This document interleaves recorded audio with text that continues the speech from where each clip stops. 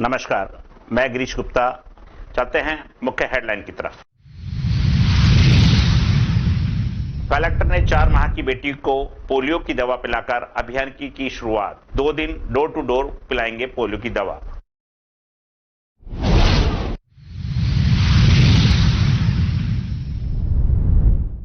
DElEd परीक्षा रविवार को जिले के विभिन्न केंद्रों पर हुई आयोजित। पुलिस व्यवस्था रही माकूल।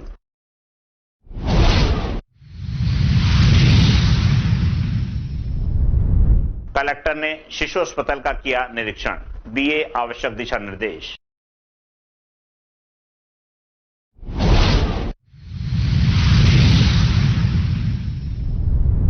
वार्ड 5 में नालियां अवरुद्ध होने से बरसात का पानी वार्ड में भरा। वार्ड नागरिकों ने की नालियों की सफाई।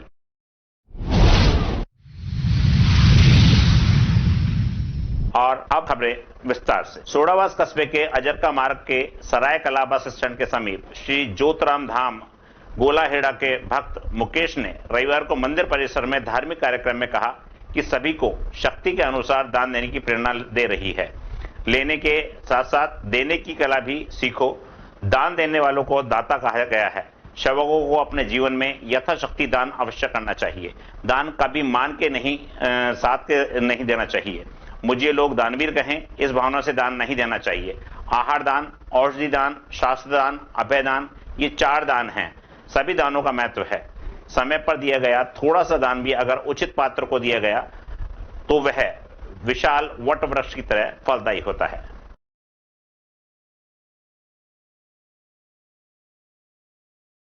मुंडावर एसडीएम सुरेंद्र प्रसाद ने आधार सेंटरों का औचक निरीक्षण किया। एसडीएम ने बताया कि निरीक्षण में उन्हें सेंटरों पर किसी भी तरह की अनियमितता नहीं मिली। बावजूद इसके सभी सेंटर संचालकों को अधिक शुल्क वसूलने या किसी भी तरह की अनियमितता की शिकायत मिलने पर कार्रवाई करने को कहा गया।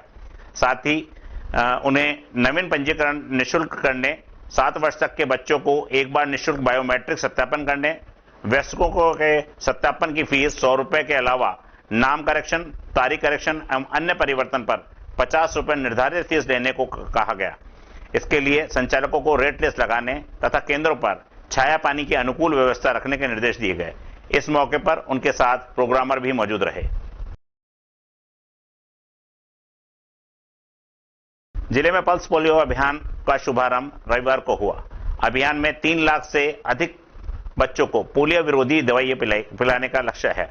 रविवार को बूथों पर व अन्य 2 दिन घर घर जाकर दवाइयां पिलाई जाएंगी। शिशु चिकित्सालय में जिला कलेक्टर आशीष गुप्ता जी ने 4 महीने की बच्ची को दवा पिलाकर अभियान की शुरुआत की। जिला कलेक्टर ने कहा कि इस अभियान में 0 से 5 वर्ष आयु के बच्चों को पोलियो विरोधी दवाई पिलाई जा रही है। छूटे हुए बच्चों को सोमवार तथा मंगलवार को घर घर जाकर दवाई पिलाई जाएगी। अभियान के जरिए करीब 3 लाख बच्चों को दवाई पिलाई जाएगी। शहर में 310 व ग्रामीण इलाकों में 1800 बूथ बनाए गए हैं, जिनमें 219 सुपरवाइजर मॉनिटर करेंगे। जी, बहुत इम्पोर्टेंट प्रोग्राम है पल्स पोलियो, और हमारा जो अलवर जिला है उसके अंदर करीबन 3 लाख बच्चे इससे लाभान्वित होंगे अगले 3 दिवस में। शहर के अंदर उसके लिए 310 बूथ बनाए गए हैं और ग्रामीण एरिया में 1800 से भी ज़्यादा ये पॉइंट्स हैं। और हमारा ये प्रयास है कि 100% कवरेज हो, स्पेशली जहाँ पे फ्लोटिंग पॉपुलेशन रहती है, रेलवे स्टेशन है, बस स्टैंड है, इस पर हमारा विशेष फोकस रहेगा। और 100% हम जो है अपनी टीम को टारगेट दिया है कि 100% अचीव करें।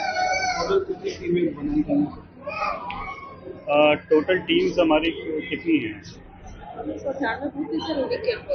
तो जैसे मैंने बताया 310 बूथ जो है, तो वो 310 टीम अर्बन में हो जाएंगी और 1800 जो है वो रूरल में, लगभग ये स्टेटस।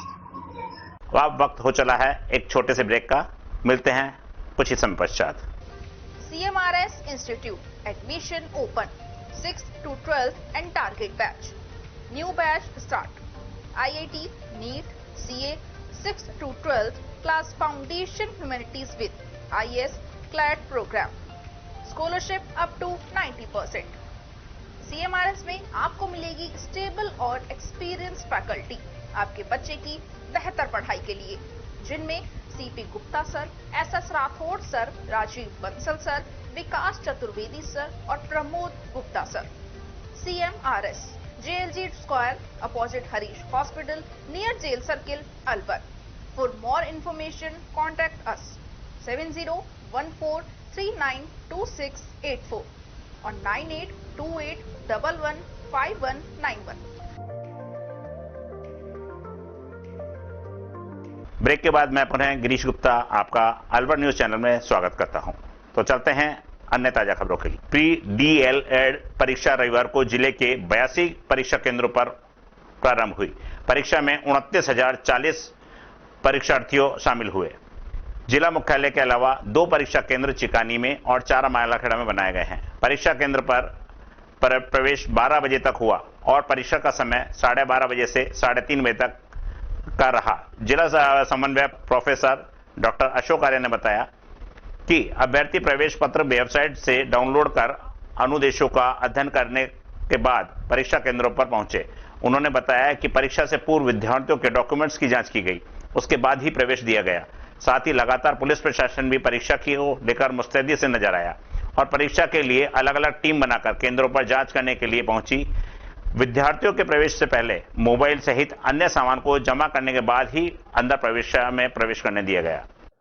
आज ये DLED की परीक्षा हो रही है, जिससे पहले BSTC कहा जाता था, उसकी परीक्षा हो रही है। इस परीक्षा में 82 परीक्षा सेंटर बनाए गए हैं, जिसमें 76 परीक्षा सेंटर अलवर शहर के अंदर है, 6 सेंटर बाहर बनाए गए, जिसमें 4 सेंटर मालाखेड़ा में है, 2 सेंटर सिकानी में बनाए गए। इस परीक्षा में 29,040 विद्यार्थी 29040 विद्यार्थी परीक्षा में सम्मिलित हो रहे हैं। किस तरह से उनकी जांच की जा रही है?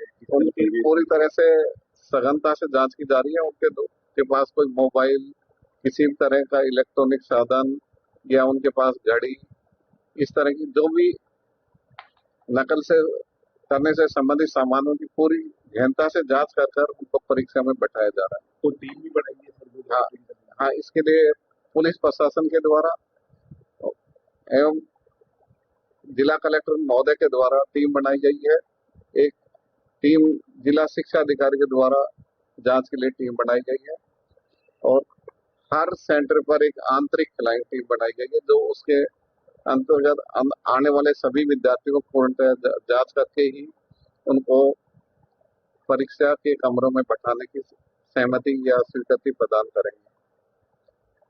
परीक्षा कक्ष में भी 2 वीक्षक लगाए गए हैं, जिसमें से एक सरकारी शिक्षक है, सरकारी कर्मचारी या शिक्षक जो भी है, और दूसरा यदि प्राइवेट स्कूल है तो उसमें एक उनका है। तो एक शिक्षक होगा, वो मेन गेट पर ही उन बच्चों की जांच करेगा, उसके बाद ही उनको कमरे में बैठाने की स्वीकृति प्रदान की गई। इस तरह की कड़ी सुरक्षा के साथ परीक्षा आयोजन करवाने की व्यवस्था की गई। बीते दिनों अलवर शहर के शिशु चिकित्सालय में प्लास्टर गिरने की घटना के बाद प्रशासन चेता। घटना से सबक लेकर अलवर शिशु अस्पताल में चल रहे कार्य का निरीक्षण करने के लिए अलवर जिला कलेक्टर आशीष गुप्ता शिशु अस्पताल पहुंचे और अस्पताल प्रशासन से सभी विषयों पर चर्चा की। इस दौरान जिला कलेक्टर के साथ PMO सुनील चौहान, CMHO योगेंद्र शर्मा मौजूद रहे। जिला कलेक्टर ने कहा कि शिशु अस्पताल में अलवर के साथ अन्य जिलों के मरीज भी आते हैं। यहां आने वाले मरीजों को बेहतर सुविधा मिल सके, इसके लिए निरंतर निरीक्षण किया जाता है। जिला कलेक्टर ने कहा कि शिशु चिकित्सालय में उपकरणों की उपलब्धता पर अस्पताल प्रशासन से चर्चा कर मांग को आगे रखा जाएगा। जिला कलेक्टर ने अस्पताल प्रशासन को सफाई रखने एवं बेड बढ़ाने के निर्देश दिए। उन्होंने कहा कि हाल ही में RMS की मीटिंग के दौरान अस्पताल की छत से प्लास्टर गिरने के मुद्दे पर गंभीर रूप से चर्चा हुई है। अलवर शहर में महिला अस्पताल, राजीव गांधी सामान्य अस्पताल व शिशु अस्पताल की छत को रिपेयर करवाया जाएगा, जिससे आने वाले समय में ऐसा हादसा नहीं हो। देखिए, आज पल्स पोलियो का जो प्रोग्राम शिशु अस्पताल में था, उसके बाद जो एक शिशु अस्पताल जो है बड़ा इम्पोर्टेंट एसेट है जिले का, उसका भी निरीक्षण किया गया। और अभी कुछ टाइम पहले यहाँ जो हमारा SNCO है उसका रिपेयर हुआ, वो भी मैंने निरीक्षण किया कि क्या क्वालिटी रही। और प्लस साथ में एक एडजॉइनिंग छोटा सा वो है वार्ड, तो अभी क्रियान्वित नहीं हो पाया किसी कारण से। में डायरेक्शन दी कि इसको भी जल्दी से जल्दी चालू करें, जिससे कि जो फैसिलिटी है वो उसमें एक्सपेंशन हो और न्यूनेटल केयर है उसके अंदर वो देखिए अभी एग्जिस्टिंग मशीन उनके पास हैं जो बेबी वार्मर्स होते हैं, और कितने पॉइंट्स उसमें आ सकते हैं और कितने फिर फर्दर अगर कोई रिक्वायरमेंट होगी तो वो हम एज पर रूल उसको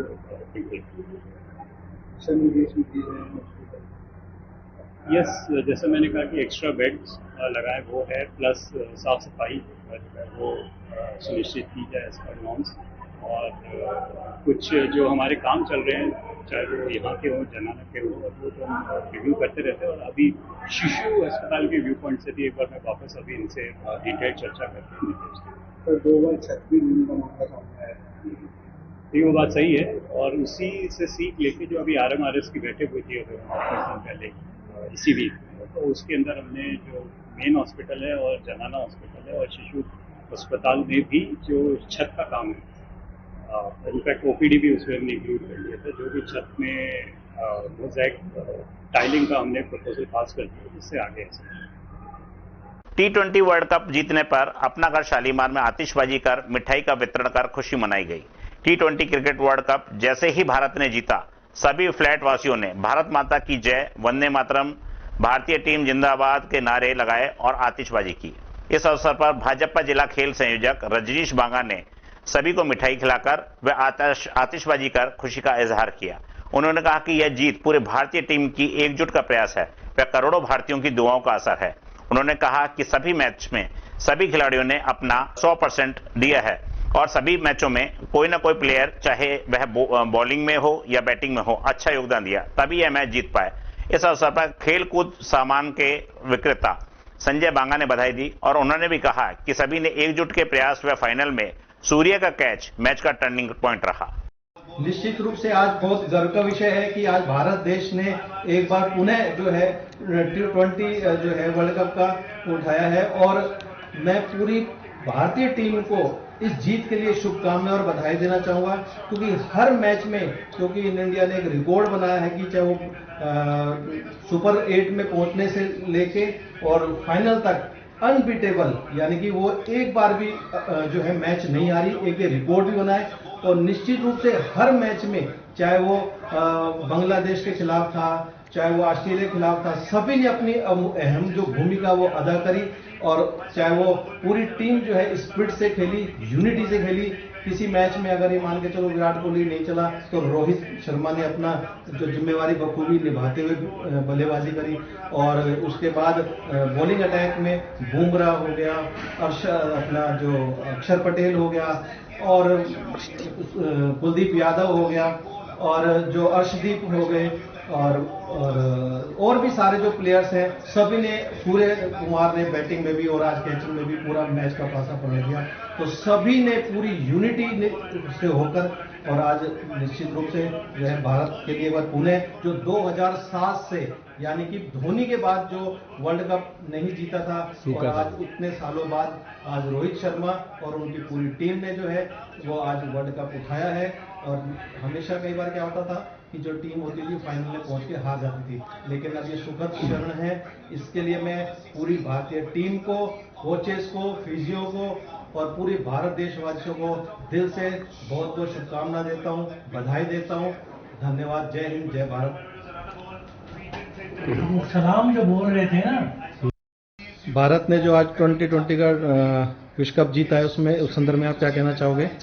टीम यूनिट के रूप में जो इंडिया ने शुरू से बिना हारे जो प्रदर्शन किया है एक टीम के रूप में, वो वास्तव में अविश्वसनीय है। पहली बात, किसी एक खिलाड़ी पे कोई डिपेंड नहीं रहा, एक कोई काम नहीं करता दूसरा कर जाता, दूसरा नहीं करता तीसरा कर जाता, ये टीम वर्क कहलाता है। और लेकिन आज जो मैं सारा श्रेय सूर्य कुमार यादव को देना चाहूंगा कि शायद उसने जो कैच लिया वो मेरी लाइफ का आज तक सबसे देखा हुआ बेस्ट कैच था, जिसने इस मैच को भारत के पक्ष से बढ़ा दिया और विश्व कप। और ये चूंकि बहुत इमोशन से भरा हुआ वर्ल्ड कप था, क्योंकि कोहली की भावना जुड़ी थी, रोहित की भावना जुड़ी थी कि इतने वर्ल्ड कप फाइनल से पहुंचने के बाद भी वो एक कप भी नहीं जीत पाए। तो आज उनका भी जो जिस तरह से वो जमीन पर अपनी भावनाएं रोक कर या जो सिर पटक कर वो व्यक्त कर रहे थे, तो सबको आज उसने भावुक कर दिया। तो पूरी भारतीय टीम को सलाम, आप और हम सबको सलाम। और आज अंकल जी हमारे घर आए हैं, भी स्पेशली बधाई देते इस चीज के लिए। तो ये वैसे हमारे प्रेरणा स्रोत रहे अंकल जी को बहुत बहुत प्रणाम। आपका भारत माता की जय। भारत माता की जय। आपका नाम? संजय बांगा। आदिनाथ जैन मंदिर कठूमर में अहिंसक आहार पोस्टर का विमोचन हुआ। अहिंसक आहार प्रतियोगिता के पोस्टर का विमोचन धर्म जागृति संस्थान व एक महिला मंडल व सकल जैन समाज ने किया। धर्म जागृति संस्थान सुरेंद्र जैन, देवेंद्र जैन ने बताया कि धर्म जागृति संस्थान प्रांत राजस्थान की ओर से आयोजित होने वाली राज्य स्तरीय पोस्टर प्रतियोगिता के पोस्टर का विमोचन श्री आदिनाथ जैन मंदिर कठूमर में किया गया। उन्होंने बताया कि पोस्टर प्रतियोगिता जैन धर्म के 24वें तीर्थंकर भगवान महावीर स्वामी के 2550वें निर्माणोत्सव वर्ष को आचार्य वसुनंदी मुनिराज के अहिंसक आहार वर्ष घोषित किए जाने के क्रम में आयोजित की जा रही है, जिसमें 24 नगद बम्पर पुरस्कार रखे गए हैं। उन्होंने बताया कि प्रतियोगिता अपने रंगों से भरी हुई पेंटिंग जो कि अहिंसक आहार पर बनाई गई है 10 जुलाई तक महिला मंडल अध्यक्ष इंदिरा जैन व प्रियंका दीदी को जमा करा दें। अध्यक्ष मुकेश ने बताया कि अहिंसक आहार शाकाहार का ही विस्तृत रूप है। आज जैसे ही हम बंद डिब्बा फ्रूट, जंक फूड आदि को ग्रीन लेवल पर विश्वास मानकर खा लेते हैं, जबकि वह एक प्रकार के अभक्षक आहार की श्रेणी में आता है। जितेंद्र जैन पल्लीवाल ने बताया कि हम सबको अपने जीवन में शाकाहार को अपनाना चाहिए और भगवान महावीर स्वामी के संदेश को हर घर तक पहुंचाना है। इस मौके पर बसंतराम जैन, पारस जैन, अशोक जैन, नरेश जैन, अशोक पंसारी, लोकेश जैन, सुशीला जैन, सुमन जैन, पारखी जैन, पूर्वी जैन आदि लोग मौजूद रहे।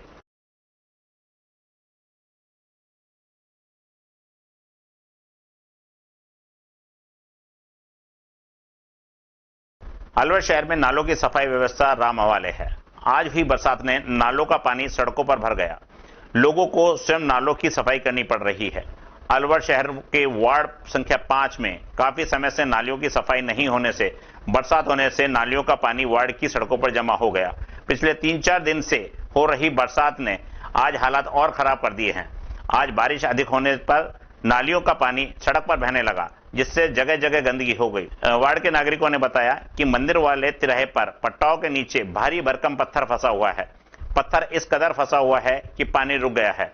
Alwar news computer editor Manish Kumar के पिता और आस पड़ोस के कुछ लोगों ने डंडे की सहायता से उस पत्थर को थोड़ा सा सरकाया। पत्थर सरकने से नाली का पानी बहने लगा। वार्ड वासियों ने प्रशासन और नगर निगम प्रशासन से नाले में पटाव के नीचे फंसे भारी भरकम पत्थर को निकलवाने और नालियों की सफाई कराने की मांग की है। अब वक्त हो चला है एक छोटे से ब्रेक का। मिलते हैं कुछ ही समय पश्चात। तेज दिमाग, पैनी नजर और निर्णय लेने की क्षमता आपको बनाती है देश का स्वर्णिम भविष्य।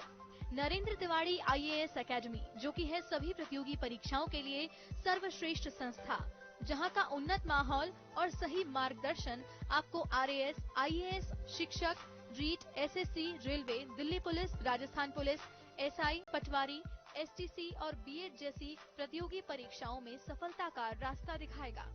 अलवर की सर्वश्रेष्ठ प्रतियोगी संस्था Narendra Tiwari IAS academy, railway station के पास, लिटिल बर्ड स्कूल के पीछे, नेहरू नगर, अलवर।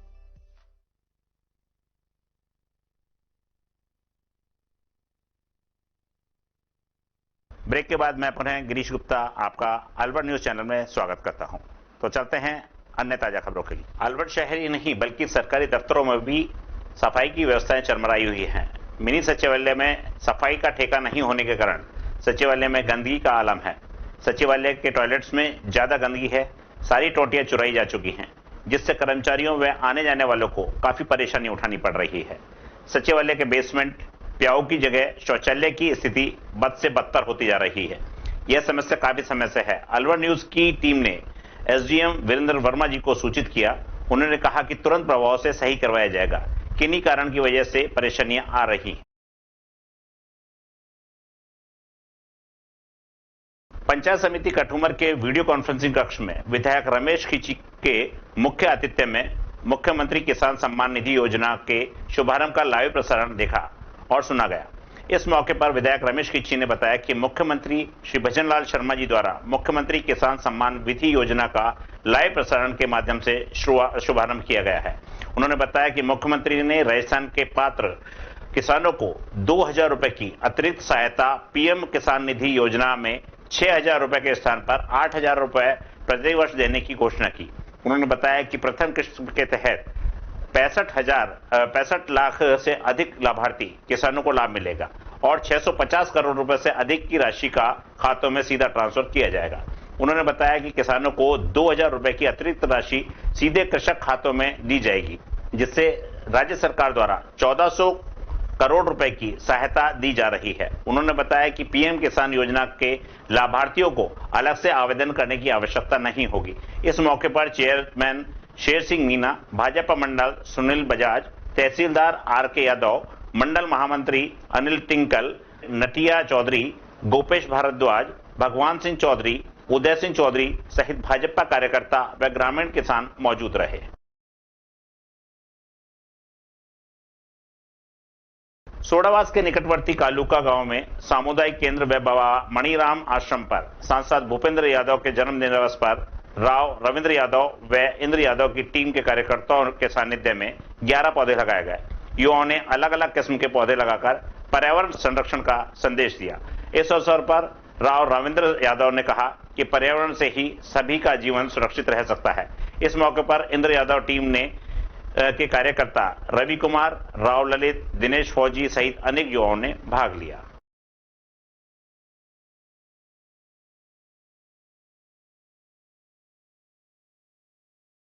नमस्कार, मैं गिरीश गुप्ता पुनः आप सभी का अलवर न्यूज चैनल में हार्दिक स्वागत करता हूं। तो आइए, वक्त हो चला है ताजा खबरों का। भिवाड़ी औद्योगिक क्षेत्र नगरी में शनिवार सुबह हुई वर्षा ने प्रशासन के जल निकास के दावों की पोल खोलकर रख दी है। प्रशासन पिछले 1 साल से अलवर बाईपास पर जल भराव की समस्या के निराकरण के प्रयास कर रहा था। जिला कलेक्टर खैरतल तिजारा लगातार की गई कार्रवाई की मॉनिटरिंग कर रहे थे, लेकिन अफसोस 3-4 घंटे की तेज वर्षा से पार्श्वनाथ मॉल, समतल चौक व अलवर बाईपास समेत कई स्थानों पर लबालब पानी भर गया। रिको ने पार्श्वनाथ मॉल के पास सफाई करवाकर नाले की दीवार को ऊंचा करवाया था, लेकिन मानसून की पहली वर्षा से पूरा इलाका जलमग्न हो गया है। सड़कों पर बहता गंदा पानी से वाहन चालकों का निकलना मुश्किल हो गया है। उधर हरियाणा की ओर से रैंप बनाए जाने की वजह से अलवर बाईपास पर हुए जलभराव में कई वाहन फंस गए और लंबा जाम लग गया। इस दौरान कई दोपहिया एवं अन्य वाहन पानी में फंसकर बंद हो गए, जिन्हें भारी मशक्कत से बाहर निकाला गया। Alwar bypass, Nagina garden, modern public school, बीड़ा कार्यालय व भगत सिंह कॉलोनी के रास्ते पूरी तरह जलमग्न होने से लोगों को आवागमन में खासी परेशानी का सामना करना पड़ा। प्रशासन के प्रयास अधूरे रहे। जिला कलेक्टर अर्तिका शुक्ला ने बीड़ा सीओ सलोनी खेमका के नेतृत्व में भिवाड़ी में जल भराव की समस्या के निराकरण के लिए अधिकारियों को अलग अलग क्षेत्र की जिम्मेदारी सौंपी थी तथा नालों की सफाई करवाई गई थी, लेकिन इसके बावजूद जल भराव ने प्रशासन के प्रयासों पर पानी फेर दिया। शनिवार सुबह वर्षा के बाद जल भराव की सूचना मिलने पर अधिकारी हरकत में आए तथा जल भराव वाले स्थानों पर जेसीबी की मदद से पानी निकालने का प्रयास किया गया। वहीं सीईटीपी को पूरी क्षमता से चलाने के निर्देश दिए गए, जिससे पानी को ट्रीट कर बाहर भेजा जा सके।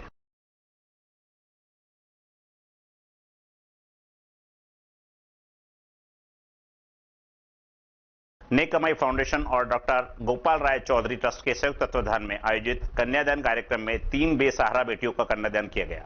इस दृश्य को देखकर आए यहां लोग भाव विभोर हो गए। कार्यक्रम निजी रिसोर्ट में आयोजित हुआ। समारोह में आई महिलाएं और विभिन्न संस्थाओं के प्रतिनिधियों ने बेटियों के चरण धोए और महिलाओं ने मेहंदी लगाई। इस अवसर पर सामूहिक नृत्य और दिव्यांशी कालरा व वीरा सिंह का एकल नृत्य हुआ। कार्यक्रम के मुख्य अतिथि समाज सेवी कृष्ण गुप्ता रहे और अध्यक्षता कर रहे थे एनईबी थाना प्रभारी दिनेश मीणा जी ने की। विशिष्ट अतिथि सीए सुशील बंसल और पुरुषार्थी समिति के जिला अध्यक्ष प्रेम गांधी रहे। कार्यक्रम के मुख्य कोऑर्डिनेटर अभिषेक तनेजा ने अतिथियों का स्वागत किया। नेक कमाई के संरक्षक दौलत हाजत्री जी ने संस्था की गतिविधियों के बारे में जानकारी दी। कार्यक्रम में मंच संचालन युवा समाज सेवी सौरव कालरा ने किया। नेक कमाई की ओर से गुरप्रीत सिंह, पवित्र, परमजीत सिंह गोगिया, तारेश जोरवाल, सोनिका अरोड़ा, देवाशी, संस्था की अध्यक्ष शिवानी शर्मा ने अतिथियों का स्वागत किया। कार्यक्रम में प्रयास वीरा इंटरनेशनल संस्था की अध्यक्ष लता शर्मा सहित रेणु भायरा, देवाशय संस्था से शीला, सुनेश चौहान, याशिका अरोड़ा, दिव्यांशी कालरा, उषा, रजनी सहित गायत्री परिवार से प्रतिभा सिंह ने कन्यादान किया। 2 साल में 215 कन्यादान नेक कमाई फाउंडेशन की ओर से 2 वर्ष में 215 बेटियों का कन्यादान किया गया है। कार्यक्रम में थाना प्रभारी दिनेश मीणा ने कहा कि अलवर में नेक कमाई फाउंडेशन का यह कन्यादान कार्यक्रम पूरा प्रदेश में जरूरतमंद बेटियों का विवाह समाज में योगदान से करने का अलग जगह रहा है, जिससे सभी को प्रेरणा लेनी चाहिए। इस कार्यक्रम में doctor Gopal Rai Chaudhary trust, Khanchand Chimnibai Hazrati trust और गुलाब देवी रूपचंद बंसल ट्रस्ट का सहयोग रहा। संरक्षक मंजू चौधरी अग्रवाल ने बताया कि नेक कमाई इसी तरह जरूरतमंद बेटियों का कन्यादान करता आ रहा है। आज नेक कमाई समूह की तरफ से 208 शादियां हम लोग पहले ही पूरी कर चुके हैं। आज 3 शादियां जो आज आपके सामने हुई हैं, इनको मिलाकर 211 लड़कियों की शादियां आज तक हम कर सके हैं और यही पूरी समाज और सबकी देन है और ये पूरे राजस्थान में बहुत ही फेमस हो रहा है। मेरा आप सबसे निवेदन है कि आप सब भी इस तरीके का हर जगह पूरे राजस्थान में मुहिम चलाकर गरीब जो असहाय बच्चियां हैं उनका विवाह में उनका सहयोग करें और पूरा ही अपना योगदान दें। धन्यवाद। क्या नाम है सर आपका? मेरा नाम परमजीत सिंह है। मैं पिछले 1 साल से नेक कमाई समूह से जुड़ा हुआ हूँ। भिवाड़ी रोटरी क्लब के नए अध्यक्ष रोटेरियन नीरज झलानी ने उनके कार्यकाल में होने वाले कार्यक्रमों के बारे में मीडिया से जानकारी साझा की। अध्यक्ष ने बताया कि रोटरी पिछले 27 सालों से भिवाड़ी में सेवा देता आ रहा है और आने वाले समय में भिवाड़ी में पर्यावरण को ध्यान में रखते हुए इस मानसून सत्र में 1001 पौधे रोपण एवं उनका पालन सुनिश्चित किया जाएगा। 1 जुलाई को सीए एवं डॉक्टर्स डे पर ब्लड डोनेशन कैंप का आयोजन किया जाएगा तथा डॉक्टर को सम्मानित किया जाएगा। भिवाड़ी मोक्षधाम को और सुंदर बनाया जाएगा। एक विशाल विकलांग शिविर एवं नेत्र शिविर का आयोजन किया जाएगा। आने वाले समय में सभी लोगों से सुझाव लेकर शिक्षा स्वास्थ्य के क्षेत्र में निरंतर काम किए जाएंगे।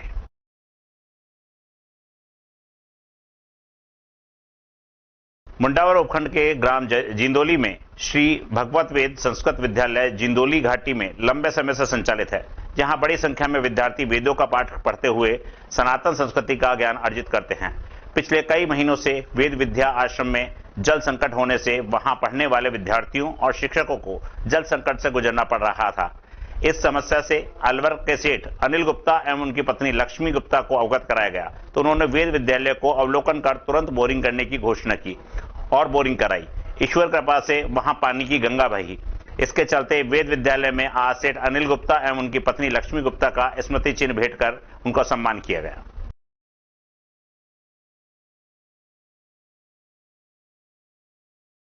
बाबा भगवान दास महाराज का विशाल भंडारा एवं रागनी कंपटीशन का आयोजन हुआ।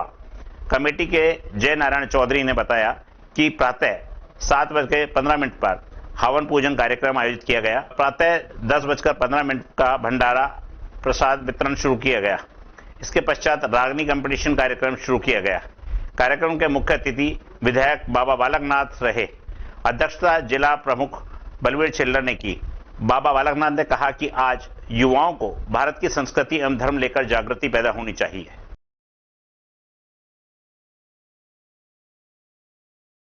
जिला पुलिस अधीक्षक सुश्री ज्येष्ठा मैत्री ने सभी होटलों और पीजी संचालकों की मीटिंग ली, जिसमें सभी होटल और पीजी संचालकों की समस्या को सुना और उनके सुझावों को सुना जाकर उचित कार्रवाई करने हेतु चर्चा भी की गई।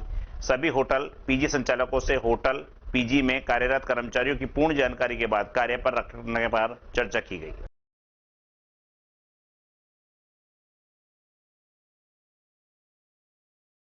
एसपी वाड़ी सुश्री ज्येष्ठा मैत्री द्वारा साइबर फाइनेंशियल फ्रॉड पर सभी बैंक प्रबंधक की कमेटी की मीटिंग की गई, जिसमें बैंक द्वारा किसी भी प्रकार के फाइनेंशियल फ्रॉड पर त्वरित व उचित कार्रवाई हेतु चर्चा की गई।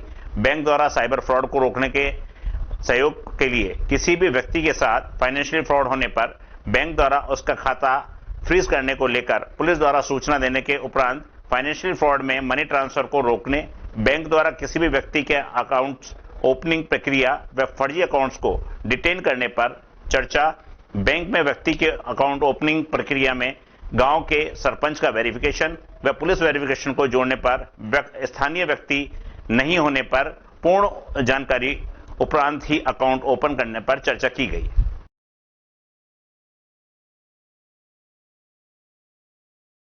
गोविंदगढ़ नगर पालिका के परिसीमन में गोविंदगढ़ कस्बे के परिसीमन के साथ रामबास ग्राम पंचायत को शामिल किए जाने की मांग को लेकर आज भाजपा नेता जय आहूजा को मुख्यमंत्री के नाम पर ज्ञापन सौंपा गया। शक्तिधर भारद्वाज ने बताया कि गोविंदगढ़ क्षेत्र की प्रमुख संस्था रामबास में संचालित है और उन सभी पर रामबास क्षेत्र में होने के बाद भी गोविंदगढ़ का नाम दर्शाया गया है। गोविंदगढ़ नगर पालिका की रामबास ग्राम पंचायत के बिना परिकल्पना नहीं की जा सकती।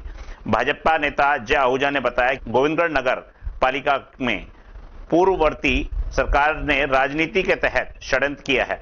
गोविंदगढ़ और रामबास दोनों की सीमाएं मिली ही नहीं, बल्कि गोविंदगढ़ की संस्थाएं रामबास में संचालित हैं।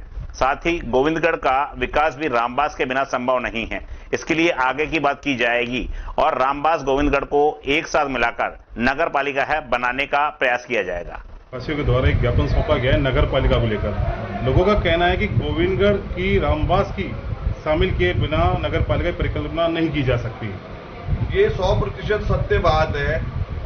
आपके यहाँ की अधिकतम सुविधाएं, जैसे यहाँ का जो सरकारी चिकित्सालय है वो रामबास में है, यहाँ की ज्यादातर सरकारी बिल्डिंगें रामबास में है। आपको पता ही नहीं चलता आप रामबास में हो तो, और या आप गोविंदगढ़ में हो। ऐसे ही नगर पालिका को भी यहाँ की व्यवस्थाएं ठीक करने के लिए लगभग 25% निर्माण कार्य रामबास ग्राम पंचायत में इसलिए कराने पड़े क्योंकि उनकी कनेक्टिविटी के बिना गोविंदगढ़ का कुछ नहीं हो सकता। तो ये एक बहुत गंभीर समस्या है। बहुत ही गलत और राजनीतिक मैलाफाइड गलत मंशा के द्वारा, कपटपूर्ण मंशा के द्वारा पहले रामबास पंचायत को छोड़ दिया गया। आम लोगों की भावनाओं को ध्यान में रखते हुए मैं माननीय मंत्री महोदय से, माननीय मुख्यमंत्री जी से और हमारी पार्टी के जो भी लोग हैं, माननीय भूपेंद्र यादव जी, जिलाध्यक्ष जी, सबसे ये आग्रह करूंगा और मुझे पूरा विश्वास है ये काम जरूर होगा। रामबास और गोविंदगढ़ मिलकर के एक समृद्ध नगर पालिका के रूप में विकसित होंगे और इसको जोड़ने का काम बहुत जल्दी किया जाएगा। क्या इसमें पूर्व सरकार के द्वारा राजनीतिक उद्देश्य की पूर्ति की गई, लोगों का आरोप है? 100% ये आंखों दिखती बात है। कोई एक नगर पालिका की बात नहीं है। नगर पालिका का जो मूलभूत मॉडल है वो रेवेन्यू यानी कमाई पर आधारित होता है। यहाँ पर कमाई का कोई जरिया न होने के बावजूद भी हमारे विधानसभा क्षेत्र में 5-5 नगर पालिकाएं बना दी गई हैं और मेव गांव को बेड इंटेंशन के साथ में रामगढ़ में जोड़ा गया है। ऐसी बहुत सारी समस्याएं। 2 सिख सरपंच हमेशा के लिए खत्म हो जाए आपस में लड़के, इसलिए मुबारकपुर और पाटा को जोड़ा गया है। बीच में 4-5 किलोमीटर तक सिर्फ खेत ही खेत है। तो इस प्रकार की जो यूनिक नगर पालिकाएं बनाई गई हैं राजनीतिक षड्यंत्र के तहत, ऐसा उदाहरण मुझे नहीं लगता आपको और कहीं देखने को मिलेगा जिस प्रकार की गंदी राजनीति पूर्ववर्ती सरकार और उनके जनप्रतिनिधियों ने यहाँ पर की है। गोविंदगढ़ कस्बे में भाजपा नेता जय आहूजा ने गोविंदगढ़ मंडल के भाजपा कार्यकर्ताओं के साथ बैठक की, जिसमें भाजपा कार्यकर्ताओं ने अपने क्षेत्र की समस्याओं से भाजपा नेता जय आहूजा को अवगत कराया। भाजपा कार्यकर्ताओं ने बताया कि क्षेत्र में पानी बिजली जैसी समस्याओं से आमजन को जूझना पड़ रहा है, जिसको लेकर आज हमने अपनी समस्याएं रखी हैं और भाजपा नेता ने जल्द ही इन समस्याओं से क्षेत्र को मुक्त करने का वादा किया। साथ ही उच्च अधिकारियों से इस बारे में भी बात की गई है। बिजली, पानी जैसी जो मूलभूत समस्याएं हैं जिनको लेके रोज आम जनता को कष्ट करवाना पड़ता है। इसके अलावा जैसे बारिश होना शुरू हो गई है तो जगह जगह पानी के भराव की जो समस्या है और लॉ एंड ऑर्डर को लेकर के जो बातें आ रही हैं, आम जनता की जो समस्याएं हैं, उस पर भारतीय जनता पार्टी की टीम सजग होकर के आम जनता के हित में कैसे काम करे, इस पे हम सब लोगों ने बहुत विस्तार से चर्चा की है और हमारे जितने भी वरिष्ठ जन हैं वो इस अभियान को आगे लेके चले, पार्टी की विचारधारा को और आमजन की समस्याओं को। तो हम अपने वरिष्ठ जनों के नेतृत्व में और उनके मार्गदर्शन और दिशा निर्देश में कैसे काम करें, इस पे हमने बहुत आज विस्तार से चर्चा की।